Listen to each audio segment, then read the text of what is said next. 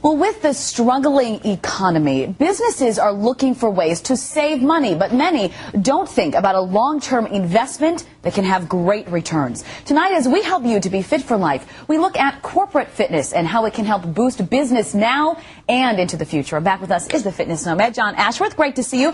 This is complicated, so we're going to get right into it. This idea is really a preventative approach that provides employees with wellness programs as a standard benefit. Are we seeing this more and more? We're seeing it more and more for companies as big as Fortune 500 companies all the way down to small companies of 10 or 15 employees. They're doing this more and more to help recruit employees, but also just to help keep their employees healthier and more productive. Specifically, what are the main reasons that businesses are really looking at doing this? Because it's going to cost them money up front. Right. Well, I think the big reason is they're seeing the results of not doing it showing up on their profit and loss statements as a bigger and bigger number. Healthcare costs are increasing by 8 to 14% every year, and by keeping people healthier, you can keep those costs down. I know there are a number of statistics, both from the Centers for Disease Control, also a notable Duke University study, that really back up this idea that it's important to provide your employees and to really promote a healthy environment. Absolutely.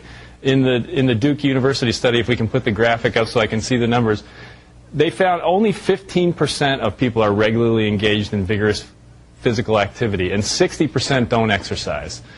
Those unable to reach 85% of their exercise capacity have double the risk for heart disease and death. So there's a lot of people out there not exercising. If companies don't take a more proactive approach and people are busy at work all day, who else is going to do it? Right. And the Duke University study looked at 7,000 plus. We have another graphic, I think, that goes along with this. People, right here. No, 11,700 people. Right. And here's what they found. Yeah, what they found is that as body mass index increases, which is just a height to weight ratio, which means that as people get heavier, there's a direct correlation with that and an increase in workers' compensation claims. So there's no question about it. People get less fit. They're more unhealthy. It costs companies more money. And healthcare costs are not the only cost that businesses are incurring. There are other factors to really consider here. Right. The other factors to consider are the fact that when people are unfit, there's less presenteeism, okay? So they're not as productive. They're getting sick more often. They're out of work more often.